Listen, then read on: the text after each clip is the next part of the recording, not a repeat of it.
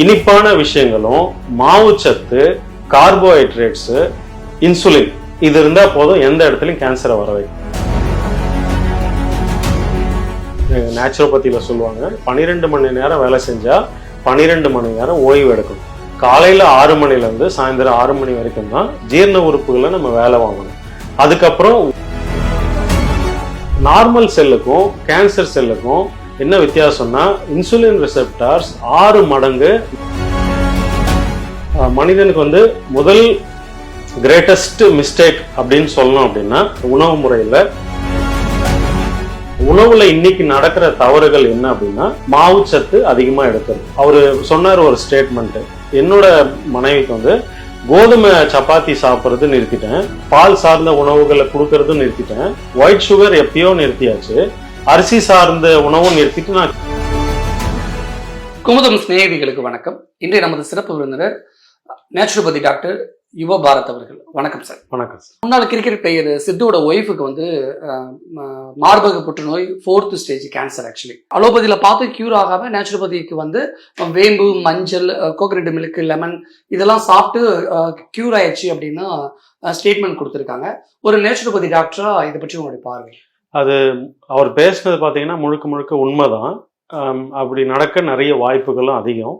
அவர் முழுக்க பண்ணது naturopathy treatments தான், ப்ளஸ் யோகா பயிற்சி இதெல்லாம் பண்ணார். அதாவது ஆப்ரேஷன்ஸ் சக்ஸஸ் பேஷண்ட் டெட் அப்படின்னு சொல்லுவாங்க பாருங்கள். ஸோ ஆப்ரேஷன் பண்ணாங்க, கீமோதெரப்பி எல்லாம் கொடுத்தாங்க, அது வரைக்கும் சக்ஸஸ் ஆச்சு. அப்புறம் மெட்டாஸ்டேசிஸ்ன்ற ஸ்டேஜ், அதாவது பரவக்கூடக்கூடிய தன்மை. ஸோ அந்த ஸ்டேஜ் வரும்போது 5% சான்ஸ் தான் இருந்தது அப்படின்ட்டு அவர் சொன்னார். யூஎஸ்க்கு வரைக்கும் நாங்கள் டாக்குமெண்ட்ஸ் அனுப்பினோம், இருந்தாலுமே 5% தான் சான்சஸ்ன்னு சொன்னாங்க. அதுக்கப்புறம் தான் டயட்டு, லைஃப் ஸ்டைலு எல்லாம் மாற்றணும், இந்த ஸ்டேஜ் வர்றதுக்கு இதுதான் காரணம் அப்படின்னு சொன்னார். ஸோ அதில் என்ன அப்படின்னா, ஸோ யூஎஸ் வரைக்கும் ரிப்போர்ட்டு அனுப்பி அங்கே இருக்கிற டாக்டர்ஸை கேட்டுட்டு எல்லாருமே 5% 10% சான்சஸ் தான் ரெக்கவரிக்கு அப்படின்னு சொன்னதுக்கு அப்புறம் அவர் இதை ட்ரை பண்ணிட்டு சக்ஸஸ் பண்ணி காட்டுறாரு அப்படின்னா, உண்மையிலே இது பெரிய விஷயம். இது நடக்கக்கூடிய விஷயம்தான். ஏன் அப்படின்னா, இப்போ பார்த்தீங்கன்னா பஞ்சாப்ல இருந்து ஒரு ட்ரெயின் போகுதுங்க சார் ராஜஸ்தானுக்கு. அதுக்கு பேரு கேன்சர் ட்ரெயின் அப்படின்ட்டு சொல்லுவாங்க. ஸோ இன்னைக்கு வந்து world capital of cancer capital அப்படின்னா பஞ்சாப் அண்ட் ஹரியானா சொல்லலாம். ஏன் சார், என்ன காரணம்? அது காரணம் நான் அடுத்தடுத்து நான் பேசும்போது நான் சொல்றேன். ஸோ இந்த 2 மாநிலத்துல ரொம்ப அதிகமா இருக்கிறதுக்கு உணவு முறை ஒரு காரணமா இருக்கு.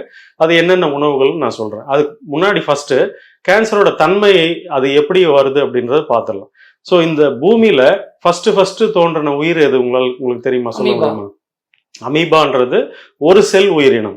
ஸோ ஒரு செல் உயிரினம் இருக்கு இல்லைங்களா, அதனோட தன்மை என்ன அப்படின்னா, ஒரு இடத்துல இருந்து இன்னொரு இடத்துக்கு போகும், அப்புறம் வளரும், அதை வந்து அழிக்க முடியாது, அதுக்கு அழிவே கிடையாது, சாவுன்றது கிடையாது, இம்மார்டல் அப்படின்னு சொல்லுவாங்க. அதுக்கப்புறம் ஆக்சிஜன் இல்லாத இடத்துல வளரும். ஸோ இதுதான் ஒரு செல் உயிரினத்தோட தன்மை. ஆனா நம்ம வந்து அப்படி கிடையாது, மல்டி செல்லுலர்.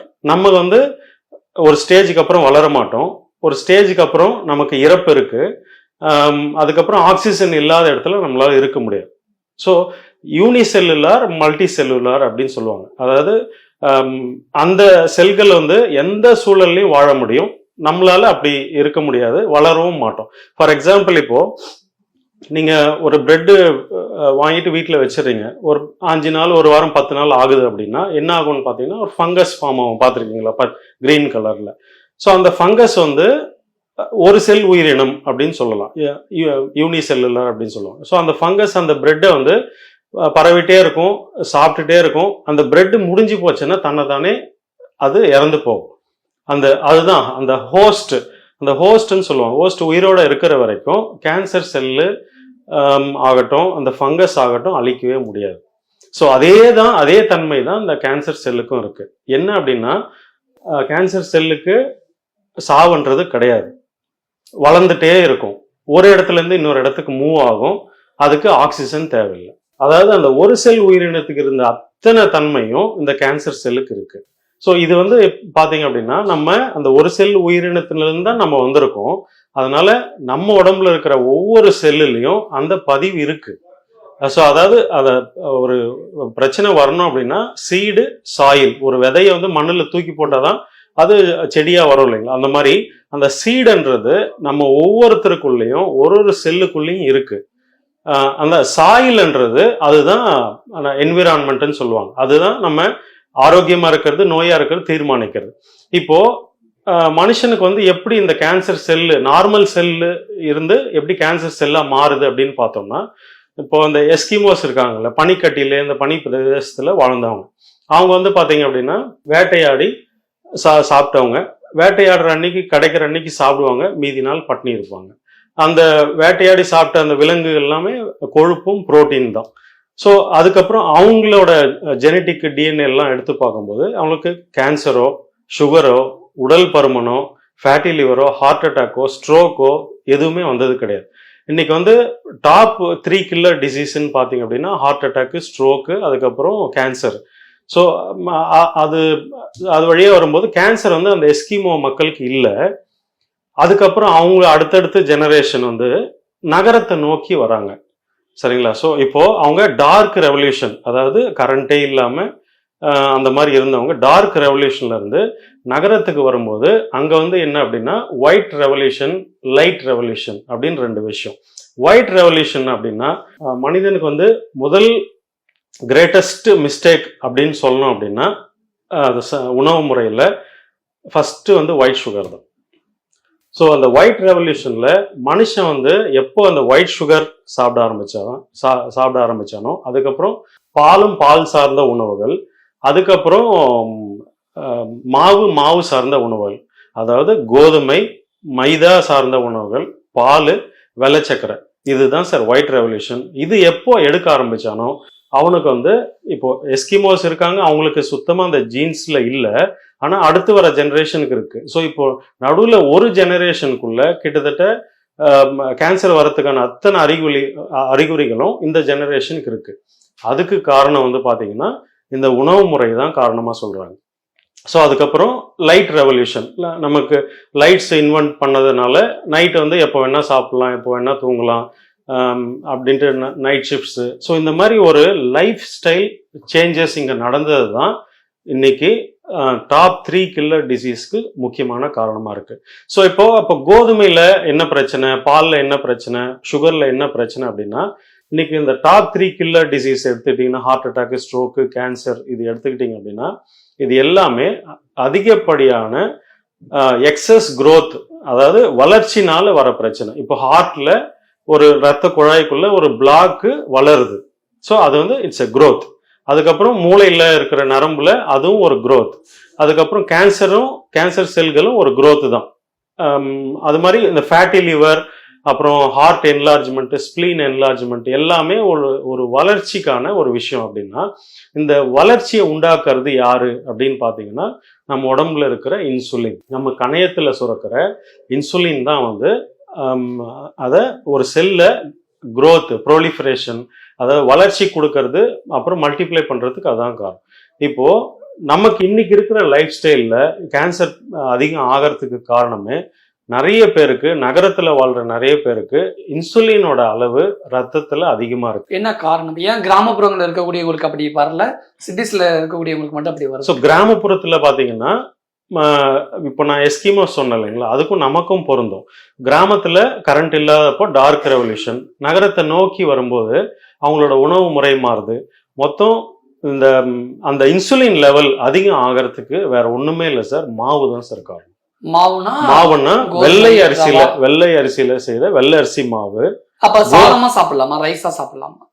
இல்ல சார், எல்லாமே வெள்ளை அரிசி, கோதுமை மாவு, மைதா மாவு, பால், அப்புறமா கடலை மாவு, இது எல்லாமே பாத்தீங்கன்னா கிட்டத்தட்ட 80% வெறும் சக்கரை தான் இருக்கு. மாவு சத்து, அதாவது கார்போஹைட்ரேட்ஸ் இருக்கு.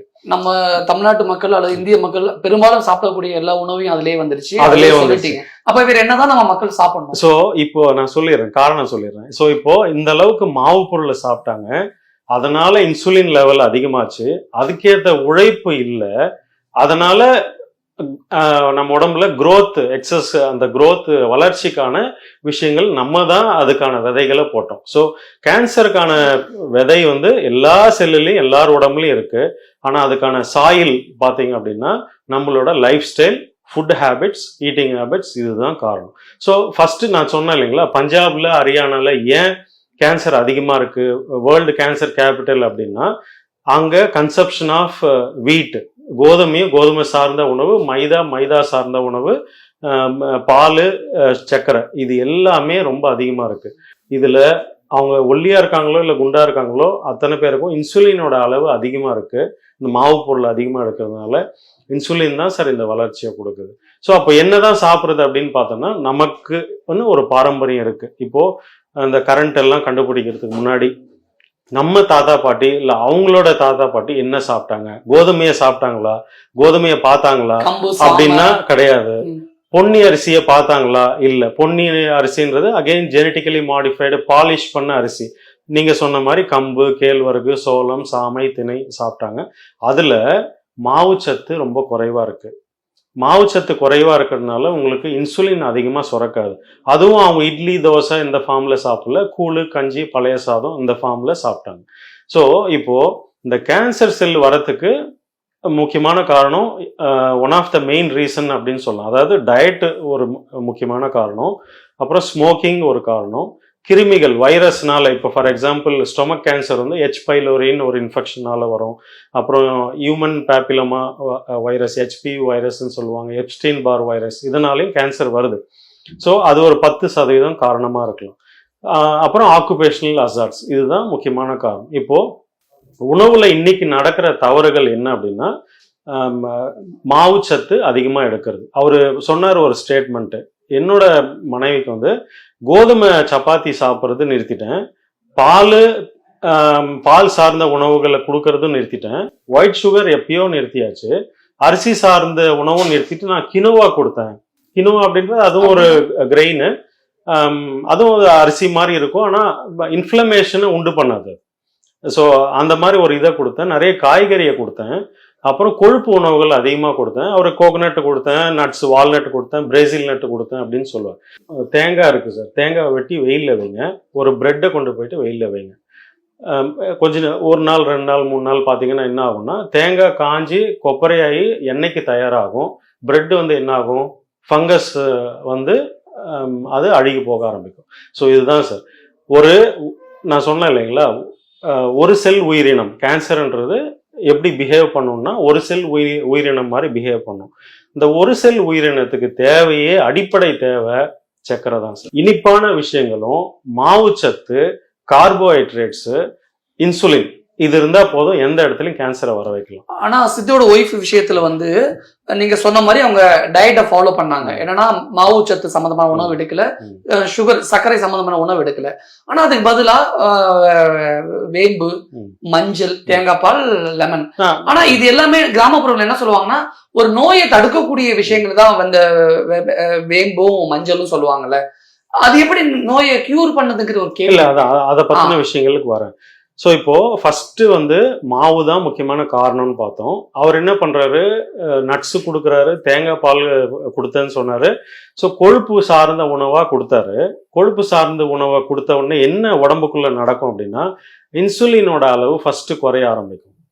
இன்சுலினோட அளவு குறைஞ்ச உடனே என்ன அப்படின்னா, இப்போ இன்சுலின் எல்லா செல்லுலையும் இன்சுலின் ரிசெப்டார்ஸ் இருக்கும். இன்சுலின் ரிசெப்டார் இருக்கும், சுகர் வந்தோடனே வாங்கி சாப்பிடும். நார்மல் செல்லுக்கும் கேன்சர் செல்லுக்கும் என்ன வித்தியாசம்னா, இன்சுலின் ரிசெப்டார்ஸ் 6 மடங்கு நார்மல் செல்லை விட அதிகமா இருக்கும். ஸோ அப்போ என்ன ஆகும் அப்படின்னா, நீங்க ஒரு இட்லியோ தோசையோ இல்ல மாவுச்சத்து ஏதாவது சாப்பிட்றீங்கன்னா ஃபர்ஸ்ட் கேன்சர் செல்லு தான் வாங்கி சாப்பிடும், நார்மல் செல்லுக்கு கொடுக்காது. அதனாலதான் கேன்சர் பேஷண்ட் வெயிட் லாஸ் ஆகிறதுக்கு முக்கியமான காரணம். ஸோ இது நட்ஸ் சாப்பிடும்போது கேன்சர் செல்லுக்கு கொழுப்பை சாப்பிட தெரியாது. அதனாலதான் ஒரு சின்ன எக்ஸாம்பிள் சொன்னேன். நீங்க வெயில்ல வச்சீங்கன்னா, தேங்காய் இது வெயில்ல வைக்கும் போது அது கொப்பரை ஆயிட்டு எண்ணெய்க்கு தயாராகும். ஆனா மாவுச்சத்து இருக்கிற அந்த பிரெட் வந்து அந்த ஒரு செல் உயிரினத்துக்கு உணவாகும். சோ இப்போ பொறுத்த வரைக்கும் கேன்சர் செல்லுக்கு சாப்பிட தெரியாது, உள்ள போனா என்ன ஆகும், கேன்சர் செல்லுக்கு கொழுப்பை சாப்பிட தெரியாம தன்னைத்தானே சாப்பிட்டு செத்துரும் சார். இவ்வளவுதான் கான்செப்ட். இதுதான் சித்தோட ஒய்ஃப் விஷயத்துல இதுதான் நடந்தது. இப்போ நீங்க சொன்னீங்கல்ல வேம்பு, மஞ்சள், இதெல்லாம் அடிஷனல் ஃபேக்டர்ஸ். அதாவது நம்ம உடம்புக்குள்ள இருக்கிற கழிவுகளை, கிருமிகளை அழிக்கிறதுக்கும் கழிவுகளை நீக்கிறதுக்கு உதவி பண்ணும். சுடுதண்ணில லெமன் குடிச்சேன் அப்படின்னு சொன்னேன். இப்போ அந்த ஃபங்கஸ் இருக்கிற பிரெட் மேல நீங்க லெமனை புழிஞ்சிங்கன்னா growth வந்து குறைஞ்சிரும். அந்த ஃபங்கஸ்னால வளர முடியாது. ஆனா சித்தோட ஒய்ஃபுக்கு காலையில வெறும் வயிற்றுல லெமன் கொடுத்தோம் அப்படிங்கிறாங்க. லெமன் ஜூஸோ வாட் எவர் சம்திங் லெமன் கொடுத்துருக்காங்க. ஆனா லெமன் காலைல வெறும் வயிற்றுல எடுக்கும்போது ஆசிடா தானே அது இதாகும்? இல்ல சார், சிட்ரிக் ஆசிட் நம்ம ஸ்டொமக்கோட ஆசிடா மிக்ஸ் ஆகும்போது அல்கலைனா மாறிடும். ஸோ நம்ம ரெண்டு விஷயம் இருக்கு, அசிடிட்டி அல்கலைன் அப்படின்ட்டு. நம்ம அதிகப்படியான பிரியாணியோ மாமிசம் சார்ந்த உணவுகள், மாவு சார்ந்த உணவு, குறிப்பா பேக்கரி ப்ராடக்ட்ஸ் இதெல்லாம் சாப்பிடும்போது ரத்தம் வந்து அமிலத்தன்மை அடையும். அந்த அமிலத்தன்மையில கேன்சர் செல் நல்லா வளரும். இப்போ இந்த லெமன் வாட்டர் இதெல்லாம் குடிக்கும்போது ரத்தம் அல்கலைன் தன்மை, அதாவது காரத்தன்மை அடையும். அந்த காரத்தன்மை வந்து கேன்சர் செல்லுக்கு ஒத்து வராத ஒரு விஷயம். ஸோ இப்போ அல்கலினிட்டி பண்ணிட்டோம் ரத்தத்தை, கூடவே கொழுப்பை கொடுக்குறோம், மாவை கொடுக்கல, அது வேற என்ன சார் பண்ணும்? அது சாப்பிட முடியாம தன்னைத்தானே சாப்பிட்டு செத்துரும். இல்ல எனக்கு என்ன இந்த இடத்துல டவுட்னா, காலையில வெறும் வயிற்றுல இளநீரே குடிக்க கூடாதுன்னு சொல்றாங்க. அப்படின்னா அதை விட ஆசிட் அதிகமா இருக்கக்கூடியது லெமன். இல்ல அதுதான் உங்க உமிழ்நீரோட சேரும்போது ஸ்டொமக் ஆசிடோட சேரும்போது நியூட்ரலைஸ் ஆகும். அப்ப இளநீர் கலவெறு இதுல சாப்பிடலாம். அதை வந்து கொப்பளிச்சு சாப்பிடணும். கடகடன்னு எடுத்து ஊத்திட்டு அப்பதான் வயிறு எரிச்சல் எல்லாம் வரும். நீங்க சிப் பண்ணிட்டு கொஞ்சம் குடிச்சிட்டு உமிழ்நீரோட கலந்து சாப்பிட்டீங்கன்னா அது பிரச்சனை கிடையாது. ஸோ அதுதான். ஸோ இப்போ மாவுச்சத்து தான் முக்கியமான காரணமா இருக்கு. அவங்க என்ன பண்றாங்க, மாவுச்சத்தை விடுறாங்க, கொழுப்பு நிறைய எடுக்கிறாங்க, காய்கறி நிறைய சாப்பிட்றாங்க. ஏன்னா கொழுப்புலையும், அதாவது நட்ஸு தேங்காய் இதில் பார்த்தீங்க அப்படின்னா மாவுச்சத்து ரொம்ப குறைவு, கொழுப்பு அதிகம். நார்மல் செல்லு சாப்பிட்டு நல்லா வளர்ந்துட்டு இருக்கும், இதுக்கு சாப்பாடு கிடைக்காம செத்துட்டு இருக்கும். இதுதான் விஷயம் அவங்களுக்கு நடந்தது. ஸோ இது பரவக்கூடியதுன்னும் போது நம்ம ரத்தத்துல இதெல்லாம் சர்க்குலேட் ஆகிட்டே இருக்கும்போது அதுக்கான சாப்பாடு அங்கே கிடைக்கல. அப்போ என்ன ஆகும்னா ஆட்டோஃபேஜி நடக்கும், அதாவது தன்னைத்தானே சாப்பிட்டு சாகிறது அது நடந்து, அதுதான் அவங்களுக்கு நடந்திருக்கு. ஸோ இந்த முறையில் வந்து எல்லா கேன்சர் பேஷண்ட்டுமே அவங்க எடுக்கிற ட்ரீட்மெண்ட்டோடையே இதை ஃபாலோ பண்ணலாம், தவறு கிடையாது. ஸோ கொழுப்பு சார்ந்த உணவுகள், தேங்காய் பாலில் வந்து ஒரு கிளாஸ் குடிக்கலாம், இல்லை தேங்காய் துருவி சாப்பிடலாம். நம்ம சாப்பிட்ற பொரியல்லே வந்து தேங்காய் துருவி போட்டு சாப்பிடலாம். அந்த தேங்காய் பால் அவ்வளோ மகத்துவம் இருக்கா? அப்படி என்ன ஸ்பெஷல் அது சார்? அதுல ஃபுல்லா அந்த கொழுப்பு சத்து இருக்கு பாத்தீங்களா, அந்த கொழுப்பு சத்து கேன்சர் செல்லுக்கு உணவே கிடையாது, அதை சாப்பிடவே தெரியாது அதுக்கு. தேங்காய் பால்ல கூட ஆமா, தேங்காய் பால்ல வந்து ஃபுல்லா கொழுப்பு தானே சார் இருக்கு. அது வந்து சாப்பிட தெரியாம கொஞ்சம் கொஞ்சமா அது அப்படியே அது சுருங்கி வந்து அதனோட செல்கள் எல்லாம் முழுசா முடிஞ்சு போயிடும். அப்பதான் அவங்க ஸ்கேன் எடுத்து பாக்குறாங்க, அந்த கேன்சர் செல்லுக்கான எவிடன்ஸே இல்லாத போகுது அப்படின்னா அதுக்கு காரணம் கொழுப்பு சார்ந்த உணவுகள் தான். அப்பனா நட்ஸை பொறுத்த வரைக்கும் லிக்யூடா தான் எடுத்துக்கணுமா, அல்லது டைரக்டாவே? எப்படி வேணா சாப்பிடும். நட்ஸ் வந்து ஓவர் நைட் ஒரு 6 to 8 மணி நேரம் ஊற வச்சுட்டு அப்படியே சாப்பிடலாம். ரெடியா சாப்பிடக்கூடிய விஷயங்கள் தேங்காய் பால். நீங்க தேங்காய் உடைச்ச உடனே இமிடியேட்டா பால் எடுத்து சாப்பிடலாம், இல்ல தேங்காய் அப்படியே கடிச்சும் சாப்பிடலாம். தேங்காய் எண்ணெய் குடிச்சாலும் தவறு கிடையாது. ஓகே, இப்ப பாதாம், பிஸ்தா, முந்திரி, இந்த வால்நட்ஸ் இதை பொறுத்த வரைக்கும் வாட்டர்ல ஊற வச்சு தான் சாப்பிடணுமா? ஆமா, நட்ஸ் எல்லாமே பாத்தீங்க அப்படின்னா இயற்கையில தன்னைத்தானே ப்ரொடெக்ட் பண்ணிக்கிறதுக்கு எல்லா தாவரமும் எல்லா விலங்கும் நம்மளும் முயற்சி பண்ணுவோம் இல்லைங்களா? ஸோ அது மாதிரி அந்த நட்ஸுக்கும் ஒரு லேயர் ஃபார்ம் ஆகும். யாரும் வந்து நம்மளை சாப்பிடக்கூடாது அப்படின்ற அது வந்து தண்ணியில ஊற வைக்கும் போது தான் அடுத்து நம்ம செடியாக போறோம், நம்ம மண்ணுக்கு போக போறோம், மரமாக போறோம்ட்டு அந்த ஆசிடை ரிலீஸ் பண்ணிடும்.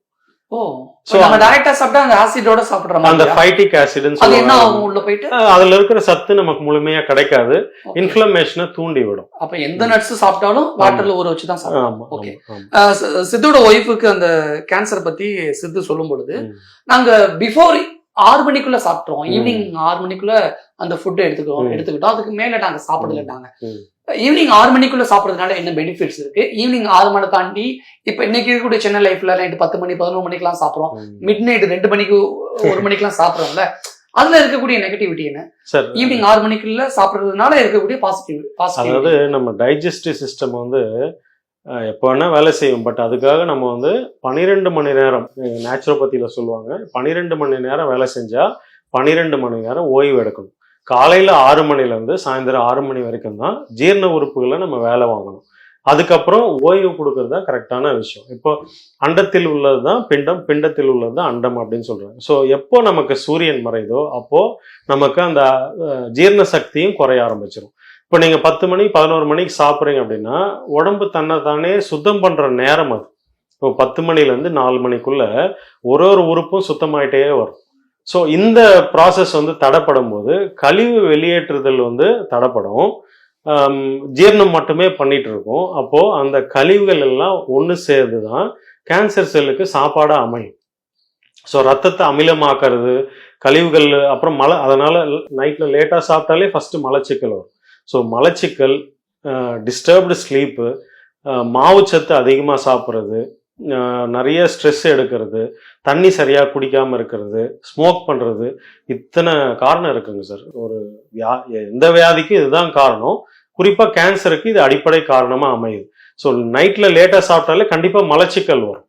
ஸோ அந்த மலச்சிக்கலை தடுக்கணும்னா நம்ம 6 மணிக்கு முன்னாடி சாப்பிட்டுட்டோம்னா காலையில் 6 மணிக்கு நம்ம வயிறு கிளீன் ஆயிரும். மேக்ஸிமம் ஈவினிங் 6 மணிக்குள்ள நைட் ஃபுட்டு எடுத்துக்கணும்.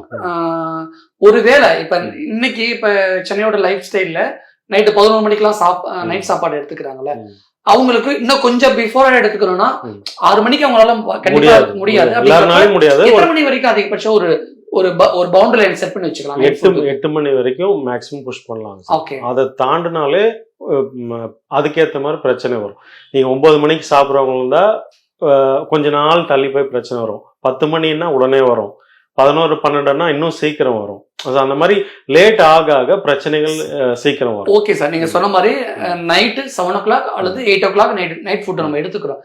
இன்கேஸ் நைட் ஃபுட் எடுக்க டைம் ஆயிடுச்சு, லேட் ஆயிடுச்சு, ஆஃபீஸ் ஒர்க்கு வாட் எவர் எங்க போய் லாக் ஆயிட்டோம், நம்மளால பண்ண முடியல அப்படின்னா, இப்போ 9 மணி 10 மணிக்கு பசிக்குது, கண்டிப்பா பசி எடுக்கும், சாப்பிடாம விட முடியாது. அப்ப என்ன பண்ணணும்? அன்னைக்கு நைட்டு ஸ்கிப் பண்றது தவறே கிடையாதுங்க சார். அப்ப நைட்டு பசிக்கும் தூக்கம் வராதுன்னு சொல்லுவாங்கல்ல? இல்ல கிராமத்துல எல்லாம் காலை பிடிச்சி இழுக்குன்னு சொல்லுவாங்க சாப்பிடாம படுத்தா. தண்ணி நல்லா குடிச்சிட்டு தூங்கினா எல்லாரும் நினைச்சுக்கிறாங்க சாப்பிட்டாதான் நல்லா தூக்கம் வரும். சாப்பிடலன்னா தான் நல்லா தூக்கம் வரும். ஜீரண உறுப்புகள் ஓய்வு எடுக்கும் போதுதான் நல்ல தூக்கம் வரும். நீங்க நான் சொல்றது வேணா ட்ரை பண்ணி தூக்கம் வந்துருமா நைட்ல? நான் சொல்றது வேணா ட்ரை கூட பண்ணி பாருங்க. நீங்க ஒரு நாள் நல்ல ஒரு 9-10 மணிக்கு பிரியாணி சாப்பிட்டுட்டு போய் படுத்து பாருங்க, அன்னைக்கு உங்களுக்கு தூக்கம் எப்படி இருக்குன்ட்டு. ஒரு 8-9 மணிக்கு ஒரு 3-4 வாழைப்பழம் சாப்பிட்டு படுங்க, அன்னைக்கு தூக்கம் எப்படி இருக்கு அப்படின்ட்டு. சோ இப்ப நைட்டு 10 மணி ஆயிடுச்சு, நான் சாப்பிடல, நான் பசிக்குது, ஆனா இப்ப நீங்க சொல்ற விஷயம் மைண்ட்ல இருக்கிறதுனால தண்ணி அதிகமா குடிச்சிட்டு தூங்குறேன். ஆனா என்ன சொல்லுவாங்கன்னா, தூங்குறதுக்கு முன்னாடி தண்ணி லைட்டா தான் குடிக்கணும். அதிகமா குடிச்சோம்னா கிட்னிக்கு அந்த ஒர்க் லோட் அதிகமாயிடும், அதனால அது பாதிப்பு ஏற்படும், இந்த மாதிரி எல்லாம் சொல்லுவாங்க. இல்ல அதிகமானா ஒரு 300-500 ml குடிச்சா கூட போதுங்க சார். பசியும் அடங்கிரும். ½ லிட்டர். எல்லாமே மைண்ட் செட் தான். நீங்க வந்து நான் சாப்பிடலன்னு நினைச்சா பசி அதிகமாகும். நான் இப்ப சாப்பிடலன்னா என் உடம்புக்கு நல்லதுன்னு நினைச்சு படுத்து பாருங்க, உங்களுக்கு அந்த பசின்றதே வராது. ஓகே. ஸோ எப்பவுமே நம்மளோட ஆரோக்கியத்துக்கு ப்ரையாரிட்டி கொடுக்கணும் சார். ஸோ அது பண்ணாலே போதும். இந்தியாவில் பிரஸ்ட் கேன்சர் அப்படிங்கிற விஷயம் வந்து பெரிய அளவுல பெண்கள் மத்தியில ஒரு இதா இருக்கு.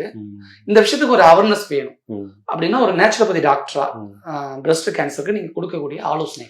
அதாவது ஒரு வேளையாவது சமைக்காத உணவு சாப்பிடணும். ஸோ இப்போ காலையில் வந்து தேங்காய் பால் இல்லை நட்ஸ் வந்து பாதாம், வால்நட்டு, முந்திரி, பிஸ்தா இது எல்லாத்தையும் ஊற வச்சு அதை அரைச்சி நம்ம பாலாக குடிக்கிறது, இல்லை ராவா அப்படியே சாப்பிட்றது, இந்த பழங்கள் சாப்பிட்றது, முளைக்கட்டின பயிறு சாப்பிட்றது, இந்த மாதிரி சமைக்கப்படாமல் என்னெல்லாம் சாப்பிட முடியுமோ அது அத்தனையும் ஒரு வேளை உணவாக நம்ம எடுத்தாலே அதுவே பெரிய விஷயம். அது எந்த வேலை? காலை உணவு. அது காய்கறிகளோ பழங்களோ? ஆமா. அப்படியா? எந்த காலை உணவு சமைக்காத உணவை எடுத்துட்டு மாவுச்சத்தை நல்லாவே குறைக்கணும் சார். இப்போ முக்கியமா அதிகமா கார்போஹைட்ரேட்ஸ், குளுக்கோஸ் இருக்கிற சாப்பாடு பார்த்தீங்கன்னா இந்த பொன்னி அரிசி, கோதுமை, மைதா, கடலை மாவு, இது எல்லாமே. ஸோ இது சார்ந்த உணவுகளை குறைச்சிட்டு நம்ம பாரம்பரிய அரிசி எடுக்கலாங்க சார். மாப்பிள்ளை சம்பா, கருப்பு கவுனி, காட்டு யானம், சாமை, திணை, கம்பு, கேழ்வரகு, சோளம், இத்தனை விஷயம் இருக்கு. இதெல்லாம் மத்தியானத்துக்கு மார்னிங் காலையில எப்போ? காலையில வேண்டாம், காலையில சமைச்ச உணவு மத்தியானத்துல கேழ்வரகுல களி பண்ணி சாப்பிடலாம், முருங்கைக்கீரை போட்டு கேழ்வரகு அடை பண்ணி சாப்பிடலாம், சாமை சாதம் சாப்பிடலாம், மாப்பிள்ளை சம்பா சாதம் சாப்பிடலாம். அதோட நிறைய காய்கறி, அந்த காய்கறி நம்மளோட டிஷ்லேயே பார்த்தீங்கன்னா அவியல் இருக்கு இல்லைங்களா, காய்கறி தேங்காய் பால், கேன்சர் பேஷண்ட்டுக்கு பெஸ்ட் டிஷ் அது. வெறும் அவியலே சாப்பாடு மாதிரி சாப்பிடலாம். அப்புறம் திருநெல்வேலி சொதி தேங்காய் பால் ஊற்றி செய்வாங்க, அதை சாப்பிடலாம். தேங்காய் பால்ல காய்கறி பெஸ்ட் ஃபுட்டா இருக்கும். அதை மட்டுமே சாப்பாடா சாப்பிடலாம். ரைஸே தேங்காய் பால்ல தேவையில்லை. காய்கறி போட்டா காரம்லாம் போடாம டைரக்டா? இல்ல சார், அது நார்மல் என்ன எப்படி சமையல் பண்றாங்களோ அப்படியே பண்ணலாம். காரம், பச்சை மிளகாய் எல்லாம் போட்டே பண்ணலாம். சமைச்சு கூட கொடுக்கலாம், தப்பு கிடையாது. பட் அதை மட்டுமே சாப்பாடா சாப்பிட்டாங்க அப்படின்னா கேன்சர் பேஷண்ட்டுக்கு அருமையான உணவா இருக்கும். கேன்சர் செல்லுக்கு ஒவ்வொரு வேலையும் சாப்பாடை கட் பண்ணிட்டே வரணும். நம்ம சாப்பிட்ற நம்ம செல்லுக்கான உணவா இருக்கணுமே தவிர கேன்சர் செல்லுக்கு கொடுத்துடக்கூடாது. நீங்க இன்னைக்கு ஒரு பெரிய அவல நிலை என்ன அப்படின்னா, கேன்சர் ஹாஸ்பிட்டல் போனீங்கன்னா கோதுமை சப்பாத்தியும் பிரெட்டும் பாலும் சுகரு இதுதான் கொடுத்துட்டு இருக்காங்க. இது ஆக்சுவலி இது எடுத்துக்கவே கூடாது. கேன்சர் பேஷண்ட்டுக்கே இது கொடுக்கும்போது கண்டிப்பா அவங்க கேன்சர்ல இருந்து மீண்டு வர்றது ரொம்ப கஷ்டம். ஸோ ஏன்னா நீங்க கொடுக்குறாங்களா? ஆமா, அறியாமை தான். ஸோ இப்போ கேன்சருக்கு அலோபதி மெடிசனை பொறுத்த வரைக்கும் அவ்வளவு ரிசர்ச் பண்ணி தான் ஒவ்வொரு விஷயங்களுமே அவங்க இது பண்றாங்க, பேஷண்ட் கொடுக்குறாங்க. அப்படி இருக்கும்போது இந்த விஷயங்களை அவங்க அனலைஸ் பண்ணலையோ? மருத்துவத்துலதான் சார் ஆராய்ச்சி ரொம்ப நடக்குது. அது எப்படி விற்கணும், எப்படி வியாபாரம் பண்ணணும் அப்படின்னு.